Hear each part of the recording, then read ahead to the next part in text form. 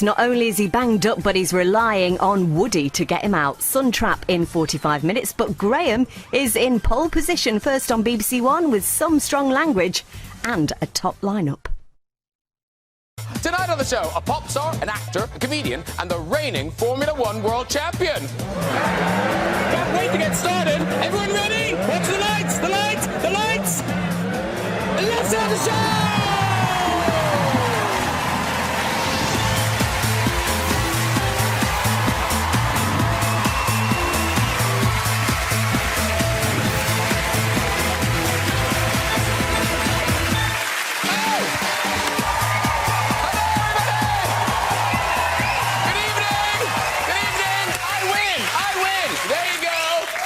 Champagne! They promised me champagne! Champagne for the winner! No? Hey, what do I have? Well, tell you what I've got. I've got a great sofa of stars for you tonight. Now, later, we'll have chat and music from the chart-topping singer Rita Ora, ladies and gentlemen. Yes, we will. But first, the star of Bad Education and Fresh Meat, he is my favourite comedian. It is Mr. Jack Whitehall! There he is! Oh. Yeah, do it! Hello, sir. How are you? Lovely to meet you. Jack Whitehall! Trainspotting and Moulin Rouge to Star Wars. Now he's starring as Jesus. It's Ewan McGregor. He walks. Sit down. And a true British sporting superstar. He is the Formula One world champion. It is Lewis Hamilton, everybody. How are you? Good to see you. Yeah.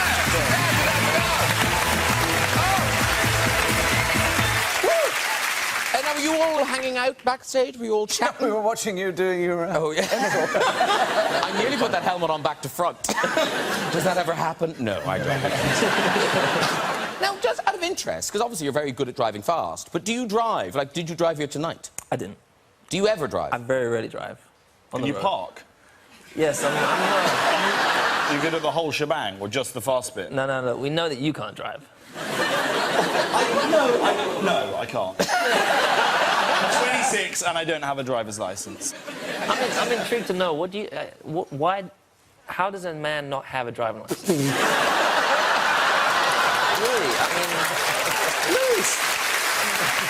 You know, at some stage, you know, when you're 16, 17, you're excited to get your driving license so you can get your independence. You go out, you pick up chicks, you go out to the movies and all those kind of things. So, you know, you're on the bus, or what do you do? Lewis, I get picked up by the chicks. Yeah.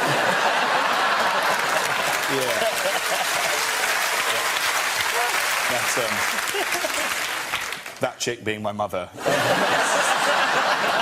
She came and got me. She's still driving today?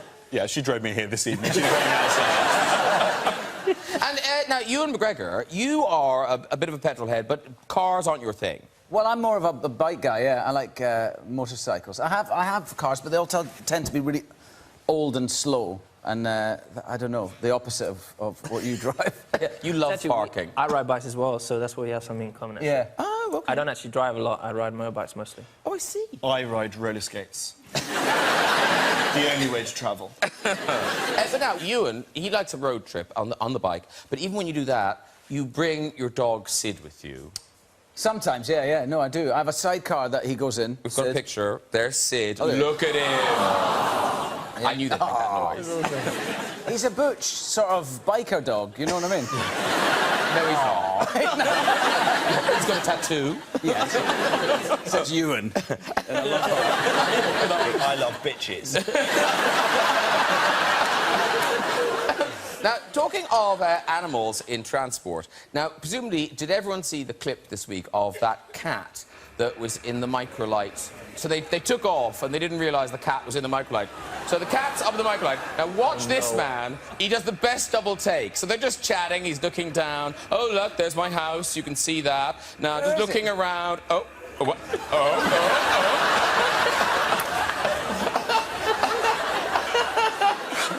Why doesn't he tell her? He doesn't want to tell the... I think eventually he did tell that woman kind of like, we kind of have to land. There's a cat. There's a cat right there. So they did that. But we found this other clip, and this is, I think it's an old clip, but I hadn't seen it before. It's two guys flying a plane, and they must know. I think they know there's a dog in the back seat, but you can't see the dog. And then they go into a nosedive, I think, or maybe a barrel roll or something, but they reach kind of zero gravity, OK? So roll the clip. So here they are. This is them flying their plane, and now they're... Here they see the shadow. They're going into the nosedive. Now look behind them. Here we go.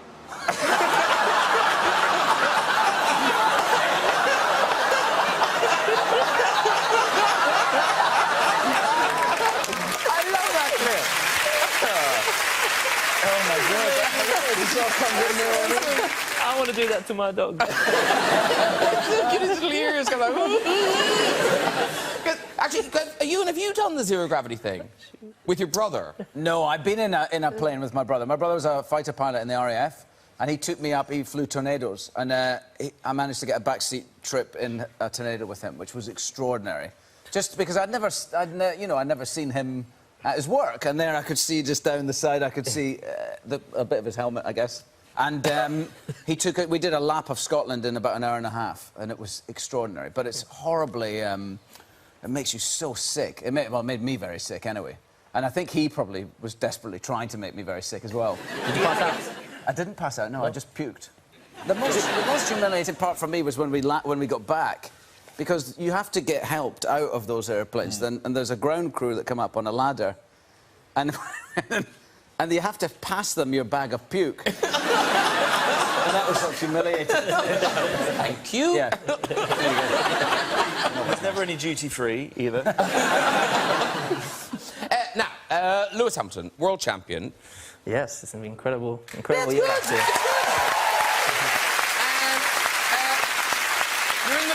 You're in the lead at the moment. You're on top of the leaderboard. Just about, yeah. So you're so going to win it again. But last time I was only a world champion last time I came on here, so it's quite big. What are you now? 2-time. Oh, I see what you mean. I see. No, what are you champion of? Like, what, new worlds? Territories new and unknown. Lewis Hamilton. Now, people have been talking about bringing in changes into Formula One. They're kind of doing things to it to kind of invigorate it. Yeah. So what's the thing with the refuelling? Because at the moment you've stopped refuelling, but they're bringing that. Is that because they're going to make the tanks smaller? Why are they bringing in refuelling? Well, every year they're changing rules all the time, and now we have 100 kilos of fuel for a race. We used to have 160. There used to be refuelling, which was much more exciting because they'll change the tyres, the car will be light, and then all of a sudden it'll be heavy again, light to heavy. So. And I think they need to make it louder, so they're probably going to change the engines. Will they give you more time when you do the refuelling as well? When you have you're to always refuel, in there, and then you go straight out. Yeah, it's You never get a crazy now. chance to mooch around the shop, or pick up like a magazine, or get a Ginsters. Like, you're just in and out straight away. It's insane how quick it is. It's literally unfair how quick our it quickest is. pit stop for 4 wheels off and 4 wheels on is 1.8 seconds. So literally, as I... 1.8 seconds? Yes, so as I literally stop, and I don't have time to go to neutral anymore. When I used to do refuel, and I used to. But now I just have to hold the clutch, stay in first gear, and the car goes up and it's down, and so I'm looking at the lights. I can't look at what everyone else is doing.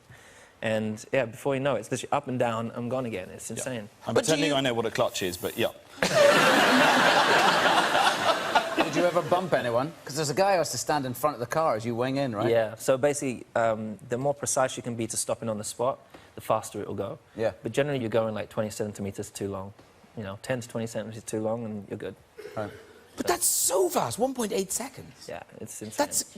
But when we get the refueling, it won't be the case. It'll slow down. Oh, it'll be, what 10, 15 minutes? Yeah, so depending then I on go it to might be a neutral, queue. I have time to chill. Like, oh, the petrol nozzle goes on the other side. I'm an idiot. This one's got an M&S. Hey, well, listen, Formula One, it's coming to town. It arrives in the UK next Sunday, the 5th. But there's a big event at Alicia Silverstone on the 3rd, because you've just... it amuses me. I like it. You've taken on a new role, haven't you? Yes. I'm very honoured that Prince Harry has invited me to be the first ambassador for the Invictus Games. Well, yeah.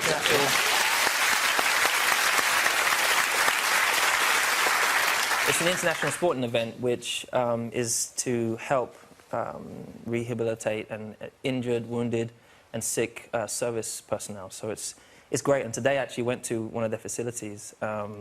It's called the Tedworth House. And I got to see some of these guys that are recovering, and I played wheelchair basketball with some of the group, which was good fun. But just seeing, it's just great to see how, you know, there's a lot of these people, they're mentally, you know, some of them don't sleep because they have nightmares. Some of them obviously lost their legs. Today I met someone who, you know, had lost both his legs from, he was a first aid, and he had stood on a mine, had his legs burned off. So, but he was skiing today. He was playing basketball with us, you know. So it's just great. It's about pulling people together, showing them, you know, helping inspire them to recover and to move forward. So it's really a great event. And when Prince Harry sort of asked you to get involved, I mean, I don't know how these things work. Are you like friends with Prince Harry, or is it just like a who's a big sporting person? No, well, he's come to the Silverstone Grand Prix a couple of times, and he was at the last race last year. He came on the radio when I won the World Championship, which was quite cool. But he's crazy into cars, but no, I mean, when I found out, I was incredibly honoured. But not for the first time, because you've met the Queen. I have. Yes. Here you are getting, is it MBE you got? I got the MBE, yeah. MBE. So now, does she know... right? Yeah. Does she know anything? Does she know anything about racing? Yeah, I turned one down. No, when so. she's actually...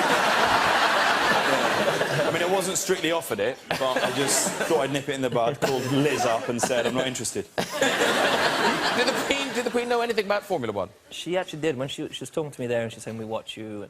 But the best thing is I got invited back like a year later for lunch.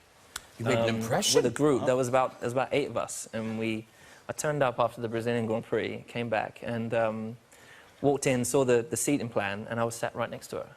So I was kind of excited. You thought you were in? Yeah, I was like, this is cool. Yeah. So I sat down, and she was to my right, and I started to talk to her, and she was like, no, you speak that way first, and I'll speak this way, and I'll come back to you.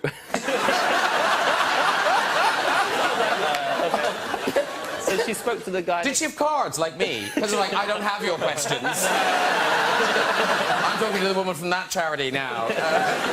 She spoke to the guy next to her for like 5 minutes, and then she spent the rest of the time talking to me. Yes, you won It was really, really cool. But now, you know, OBE, as you say, you got the OBE. Now, who gave you yours? Charles, was it? Charles, yeah. Charles. And now, the OBE, of course, I bet you can guess, or maybe you can guess, what was the tabloid headline when Ewan McGregor... OB1 Kenobi. OBE, Yeah, yes. it had to be. It is, of course, That's good, yeah. OBE1 Kenobi. It writes itself. I liked it. I really liked it. When you go there, first of all, I went with my wife and my 2 middle kids, and we got a taxi, and I got in the taxi, and I went, watch this. I went, Buckingham Palace, please. And the driver just moaned for the rest of the time. You know, he said, well, what have you got? A special day, is it? And I went, well, actually, I'm being given an OBE today with my little kids. I was all proud of myself and hopefully them for me. And Yeah. And he went, oh, yeah, we have to park. They don't even let us out of the car for a pee. He swore in front of my little girls and moaned the entire journey. And I was just like, conquer it, Ewan. Don't let him spoil your day. Don't let him spoil your day. Miserable bastard. And here you are in your kilt on the day. There, yes. Aww. It was really great. And when you go in, you have to separate from your guests, and they go through to the hall. And then you spend the time up in this big room with all of these amazing people, different people from all walks of life. You know, a lot of servicemen and women, people from all the different forces. But also, there was a man there, a wee old man in a kilt who I went over to speak to, and he was getting an OB or an MB for services to bagpipe music. I mean, for fuck's sake. Services to bagpipe music? I've done Royal Variety twice! That's very old. I just have to wait for a bit older. You get one when you're older, that's all. Yeah, you're too young. Fine. There's a wee lady, services to motorcycle riding or something. Really? Old lady, yes.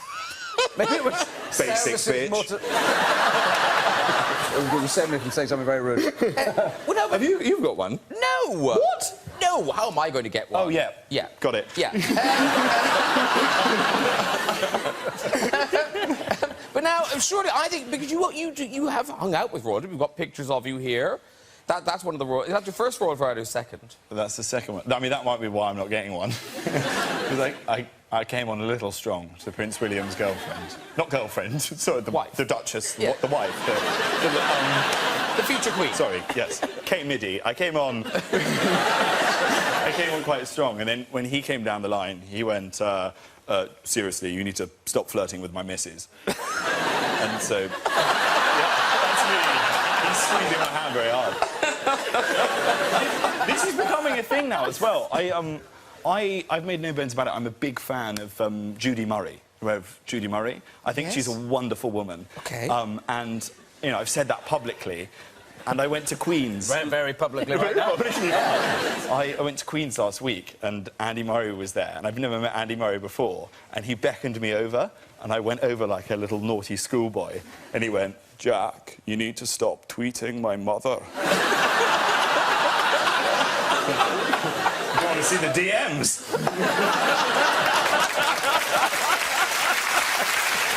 Sorry, Andy. Oh, imagine if you were Andy's stepdad. That'd be great, wouldn't it? I'd love it. Now, Ewan McGregor, you are here with a really astonishing film. It's called Last Days in the Desert. And, I mean, it is a retelling of the 40 Days and Nights in the Desert that Jesus said, but it's more than that. Yes. It's a kind of reimagining of what might have happened. I think Rodrigo Garcia was our writer-director, and he's an amazing filmmaker. And he sat down to write a story about fathers and sons, and ended up writing about the sort of ultimate father and son relationship between Jesus and God, and what took the idea of Jesus when he's in the desert for 40 days and 40 nights, and invented a story around about it. And I won't spoil any more of it, but from there on, you know... But we were allowed to say that you don't just play Jesus. Yes. I also play the devil, yes. Yes. Yeah, Lucifer. And so I play with myself in the movie quite a lot. Oh, stop it, Ewan McGregor. It's a beautiful work of art. You're sullying it. I play opposite myself in the film. And I've done that once before on the island. We were talking about the island before we came on. And I had to do that before. And it's sort of an interesting idea. In the island, I had this really good stand-in as a young... I thought it was the one with Bear Grylls. No, sorry. He wasn't on that. I wasn't on that. No, the movie called The Island, where I played a clone, and there was a scene where where the clone meets the guy he's cloned from, and we had some scenes there like that. It's a wicked movie. It's a good movie, yeah. Yeah, I liked it. It's great. Wait, no, I'm wrong. I did see it. It was very good. So, anyway, so this was the second time I had to do it, and I learned in that film that it's best to act with somebody. Otherwise, you're literally, you know, you're doing it to a bit of tape on a stand with somebody reading in, and it's not very effective.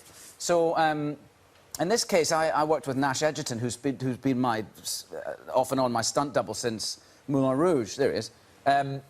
Years ago, I met him in 1999, and so I thought it was quite interesting that he decided to take this role on, where he got to act and no one would ever see it. This is a brief clip. I think it's the first time you as Jesus meets you as Lucifer. Yes.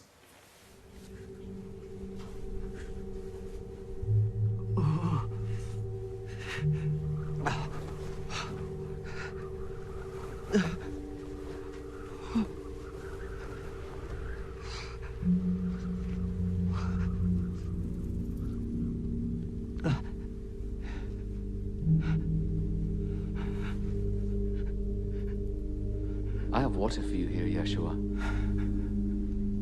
That's what your mother calls you, isn't it? Any name that's good enough for Mary is good enough for me.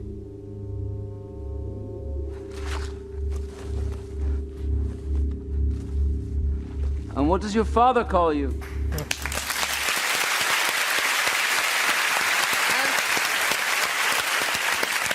I feel, while I've got you here, I'm contractually obliged to ask you, you did Star Wars, but yet somehow you didn't get stuck in that brand in the way that, you know, actors in the past have just become very associated with that thing. Thank goodness. You look a bit like Thank Noel goodness didn't get Edmonds. stuck in the mullet for... Wow, that hair is beautiful. Deal or no deal? You know what? I want to know about the lightsaber. Okay, ask Everyone me. wants a lightsaber, right? Don't you have one? I wish. You could so buy one. There's a guy whose only job on set was he was a lightsaber maker, and he had this big wooden cart that had everything you need to build a lightsaber on it, and he would wheel it from set to set. And when we fought, because there is a metal pole of, I can't remember what it was made of, some alloy. But by the end of a take, very often it would be bent. It was really sore. Often we'd hit each other's knuckles and stuff. And I noticed in the trailer for the new Star Wars, they've got a little lightsaber hilt, which, if you know how to use a lightsaber, you don't need, I can tell you. Yeah. There'll be letters. For some of the actors, we would knock our knuckles, like, really badly, and he would just... His job was only to make the next lightsaber, so but I can't give any more secrets away. No, no more. But talking of joining big franchises, were you very nervous, Jack Whitehall, joining a big Disney franchise like Frozen? Yes, so, Frozen.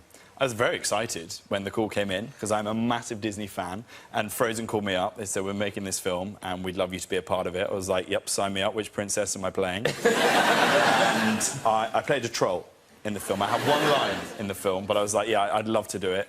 I learnt my line. I went in. I'm not... Yeah, nailed it. I nailed it. Absolutely nailed it. It was so good. And then I told everyone that I was in Frozen. I did a press junket in front of the poster. No. I was so excited. And then 6 months later, popped on the black tie, went down to the Odeon in Putney. It wasn't a premiere. It was a mistake. I watched the film, got to the end, and the line wasn't there. So I called my agent. I was like, there must be some kind of mistake. This must be some different director's cut that I've seen.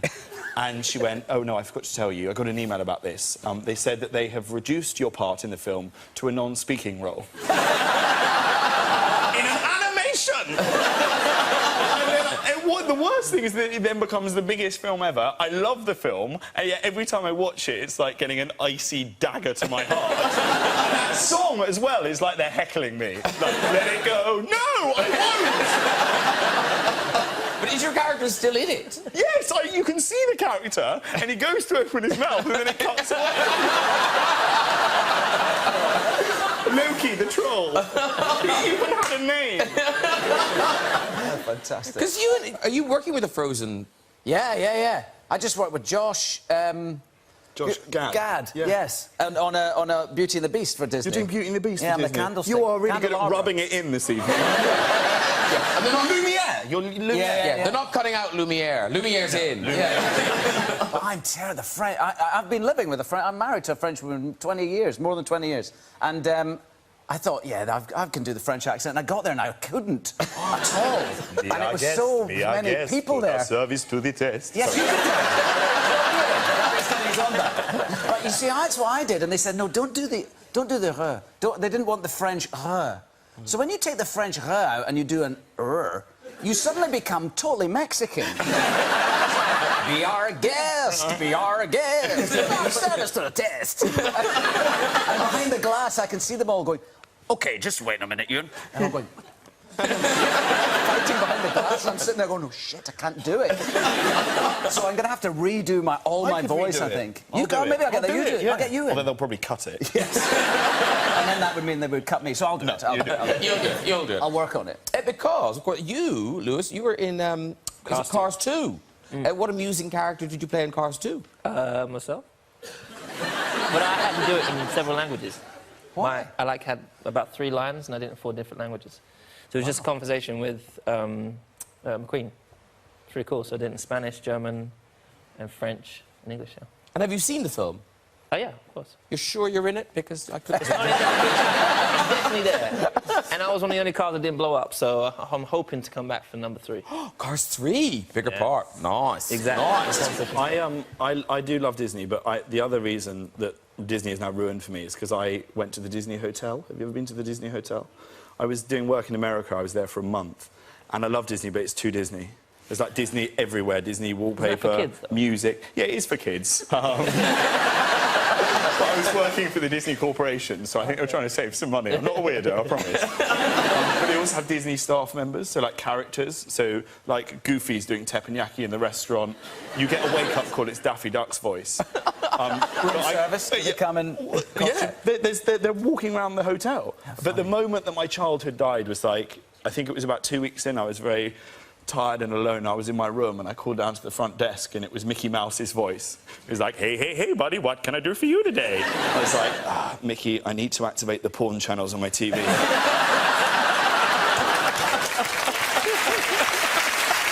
It's a sad moment. Now, Jack Whitehall is in a film. Yes, he is. Not only in it, you wrote it. Wrote it, yes. Yes. It's the Bad Education movie, and it's out on the 21st of August. Now, this is it's the classic. It's a TV sitcom, but you go, well, not on holidays, but you do go away. Yeah, well, it starts off like that. It starts off, my character, Alfie Wickers, who's the worst teacher on the planet, takes his class on a school trip to Cornwall. So far, so good.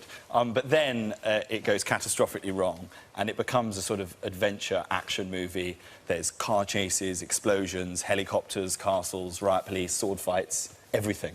And, you know, it's a film. It's not a real school trip, but they are real kids, really in Cornwall. Yeah. So did you have to control them? The most humiliating bit of the whole shoot was when we do a lot of stuff where I'm driving them around in a minibus, but obviously I can't drive. So on the close-up shots, there I am driving, and it's on the back of a low-loader vehicle, dragging it along. But on the wide shots, I had to take my shirt and tie off and give it to one of the children that does have a driving licence, so that they could drive the minibus with me in the back, sat with all the kids. Which is quite emasculating. But now, they're good. It's a great bit, like, having them there as well, because all the kids and all the extras that play the school kids, you know, are real kids, and when you're writing it, you can take stuff that they say and sneak it into the script. There were these two boys that were on the lunch bus, and they were showing off about how many girls they'd been getting with, deliberately loudly, I think. And one of them was like, yeah, I'm Snapchatting like 8 girls at the moment, bruv. I was like, wow, Casanova's got quite the juggling act on his hands here. And then his mate, not wishing to be outdone, came out with the best line of bullshit I've ever heard. He went, yeah, well, over half term, I completed Tinder. That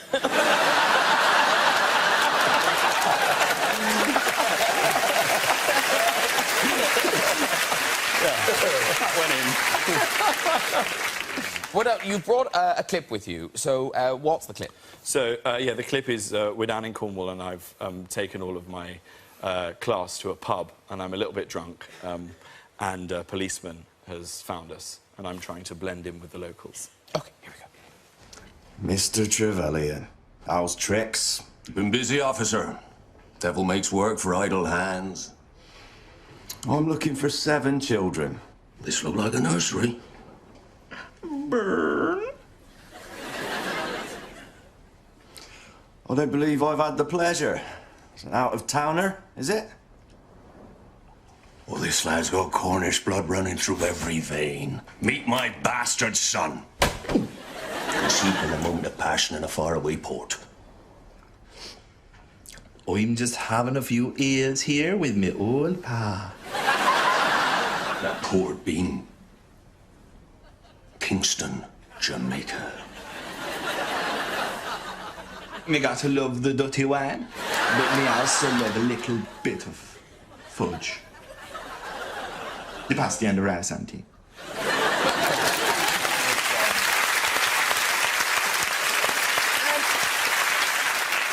School trips are notoriously awful. I mean, terrible things do happen on school trips. But you went to a very nice school. So did you go on lovely things? Did you just do very nice things on your school trips? The worst school trip I ever went on, we went to Hampton Court, and we went there, and they had real Tudor outfits that you could try on, one for a man and one for a girl. But I went to an all-boys school, and I was chosen to wear the corset and dress. And I cried, and it was awful. And Patrick Ward got to be the man, so I had to be Patrick Ward's bitch for the afternoon. It was one of the worst experiences of my life. Actually, I think that picture's in your book. We've got the you have the we have great, the you picture have the photo. of... We ramble in, did you say? Yes. Look at that face! I mean, I remember being sad, but in that photo, I mean, he looks haunted. I look like I just leant in and whispered that I'm not wearing any knickers. He just look like he's just in denial. Yeah. He's I'm not going to remember this. I'm deliberately never going to remember this happened. Oh, I could be in Wolf Hall. Talking of children, because Ewan McGregor, it was in one of the Star Wars films where... In the second Star Wars film, there was a little boy who was, who I think he was playing... I can never remember the stuff in the Star Wars. Boba Fett's... Or maybe Boba Fett. Anyway, the son of the guy who looks a bit like Boba Fett, I don't know. But he had this thing where he had to come in the room and the door opened and he saw me and he had to be mistrusting of me and not like me very much. And anyway, it was just over and over, take after take. And I'm not suggesting the director didn't give him the help he needed to get, but he didn't. So I knelt down. I said, when the door opens, just imagine I've done a really nasty fart and it's really stinking in here when the door opens. And they did the next take, and it was perfect. We have the still. This is the still of the little boy smelling the fart.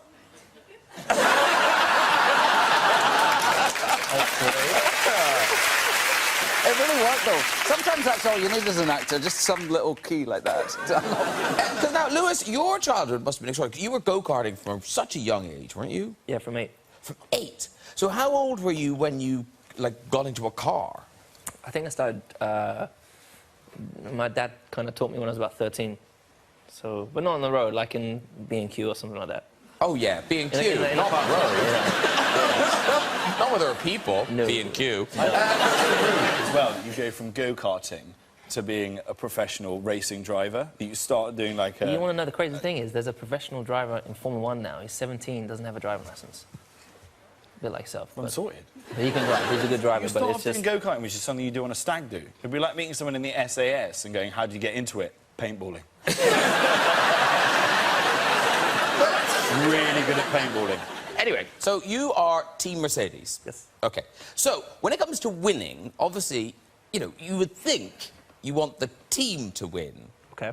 But unless you win, do you actually care who else wins? Like, if Team Red Bull won, would that be as bad as one of your teammates winning? No. It's difficult because you're kind of you know, it's difficult because you are a team. The job is to both drivers to score as many points as possible. That's the only way you can win the Constructors' Championship. That's the actual only championship the team really care about. And then, but individually, we both want to win. So we always want to beat the other driver.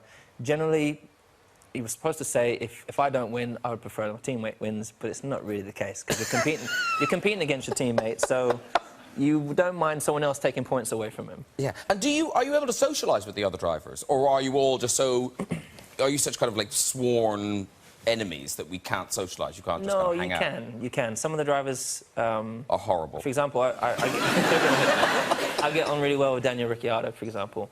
But a lot, you know, also Jensen, you know, they live in Monaco at the same time, so a lot of the drivers live in Monaco. But the problem is most of them are quite dull. Like, that's what I love about Lewis, is he's the only genuine superstar in Formula 1.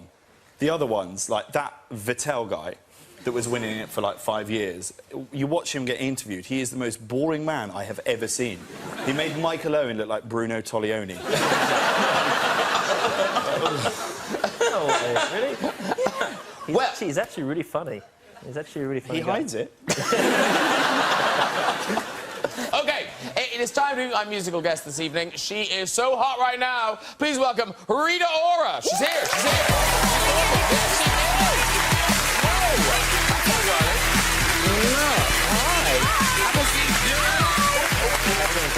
Hi, guys. Hello.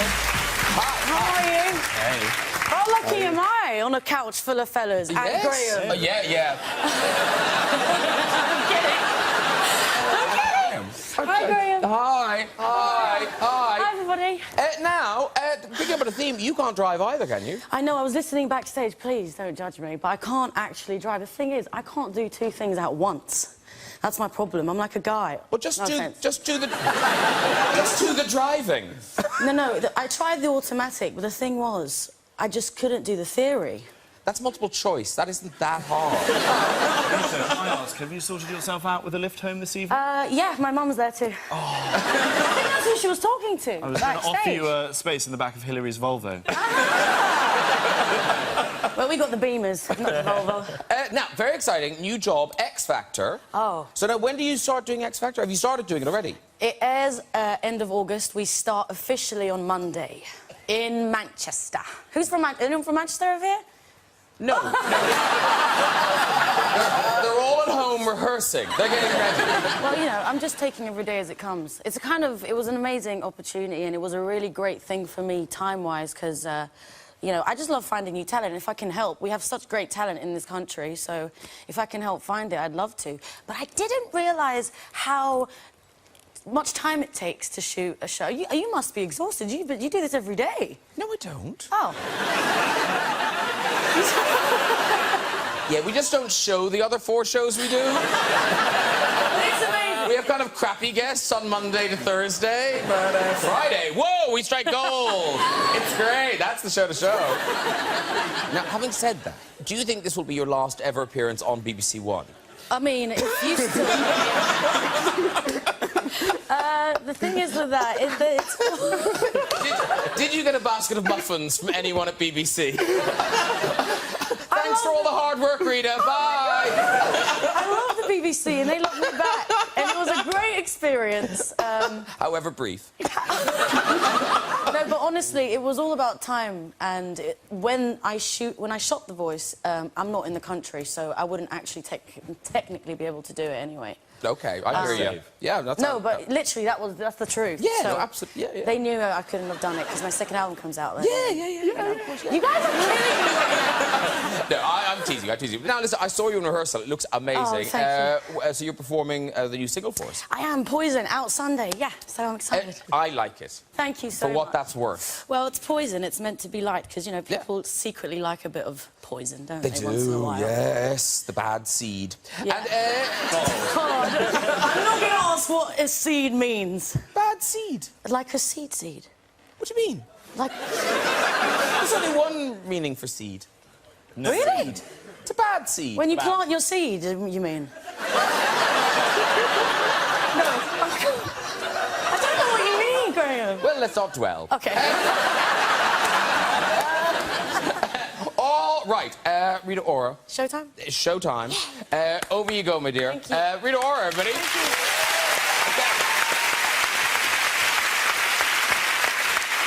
Performing her new single, Poison, it is Rita Ora, everybody!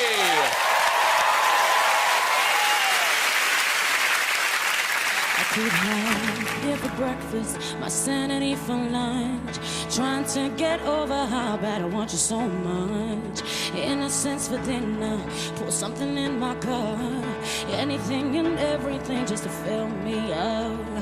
Nothing ever gets me high like this. I pick my poison and it's you. Nothing can kill me like you do. You're going straight to my head, and I'm headed straight for the end. I pick my poison and it's you.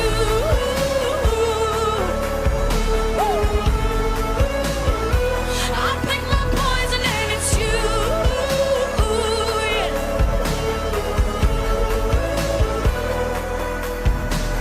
I can feel you whisper and laying on the floor.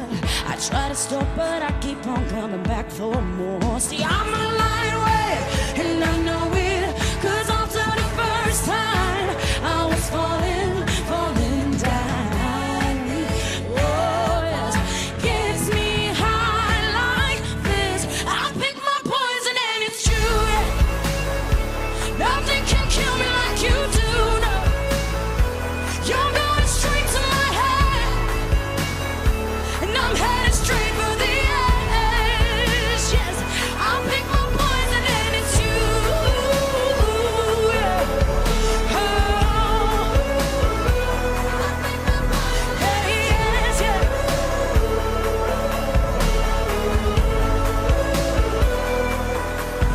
Bittersweet ecstasy that you got me in. Falling deep, I can't sleep tonight. And you make me feel like I'm out of my mind. But it's alright, it's alright, it's alright. Bittersweet ecstasy that you got me in. Falling deep, I can't sleep tonight. Oh, and you make me feel like I'm out of my mind. But it's alright, it's alright, it's alright.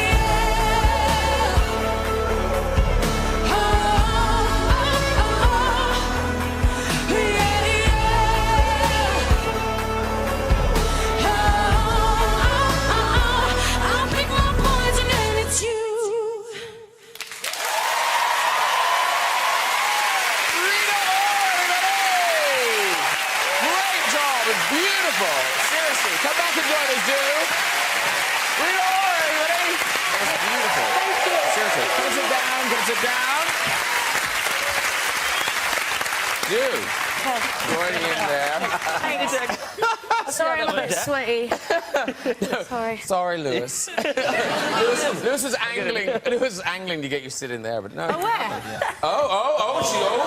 Don't get any ideas. I do know Lewis better than I know these two, so... The night is young. The night is young. Can't a woman say anything around here? Hey, Rita, the new single that's out this Sunday. Yes, that is. Thank you for... This Sunday, June the 28th. Yes, And good luck with it. Thank you so much. It's such a tune. It's Thank great. you. Yeah, it's great. Yeah. Thank you.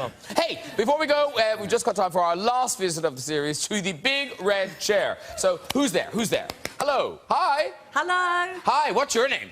My name's Kay. Kay. Lovely, Kay. What do you do, Kay? I'm a manager at a university. A manager of a university? I know, it is ridiculous, Somebody's isn't it? got Kay finds her job hilarious. I manage a university. I'm so bad at it. Which university? Oh, no, she can't say that. Oh, she can't say that. But she could just be vague. It's City University, London. Oh, no, she went straight for it. Oh, City, just City. Famously badly managed. OK, so we like you, Kay. Off you go with your story. Thank you. OK, it's a story about my mother who came out of retirement and took a part-time job in an office. And it was around Christmas time, and my phone rang on my desk, and I picked it up, and she was like, "Hello, Kay." I said, "Hello, Mum." She said, "I'm at the Christmas party, so I've got to be quick, but they're just telling jokes, and I don't understand the punchline, so if I give you the punchline, can you explain?" I said, "Yeah, sure, Mum, carry on." And she went, "What's a blowjob?" What? OK, so I explained as best I could, what a blowjob was. Yep. How did you explain it? How did you explain it? In grown-up terms.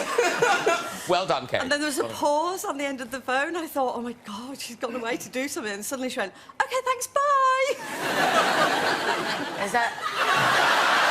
Oh, we wanted more. Sorry, Kay. That promised so much. I know. Yes. I thought the mother was going to have her own name for it. Yeah. Like, that thing your father liked. See, that would have been a good story. I should have met Kay before it. Then say. Should we have one more? Let's have one more. OK. Hi. Hi there, I'm Bernie. Bernie, lovely. What do you do? I work in HR at a bank. HR at a bank. Yay! Yay! We do not judge you. It's an honest profession. Off you go with your story. Okay, so basically I was on a boat on the way to Phi Phi Island in Thailand a couple of years ago with my mate. She offered me a seasickness tablet and I said, "Nah, she'll be right, mate, this will be fine." Turns out it was one of the roughest seas that I've ever experienced in my life. It was so up and down. Within 30 minutes, half the boat started throwing up. It was disgusting. I started growing green. And, of course, I grab a sick bag, throw up in it, and basically I was about to throw it out because it was disposable outside the side of the boat until I realised that, like, a massive wave had hit the boat and it went flying up, had smashed it into this poor old lady who couldn't speak any English and went all over her face and her chest. I had to apologise profusely, hosing her down the next hour. It was so if you're watching right now, I'm still sorry. I've got a question. Was it a lumpy one or was it a watery one? It was a lumpy one. It was But also, like, Rita, like, watery vomit's fine. That's a borderline one. Walk, flip, walk, flip. Okay, like that. Oh, that was so dangerous. Well done, everyone, on the big red chair. If you'd like to join us on the show and have a go in the chair, you can contact us via our website as this very abreast. Thank you to my guests tonight, Rita Ora, Whitehall, Ewan McGregor, and Lewis Hamilton. That's it for this run of the show, but do join us next week for a look back at some of the highlights of the series. We'll be back in the autumn. Till then, have a great summer. Thanks for watching. Good night, everybody. Bye-bye. Friday night at Glastonbury with Rudimental over on BBC Three now, whilst here on BBC One, a 70s fancy dress party comes to a sticky end for Brutus, Zorro and Melody. Stick around for Suntrap next.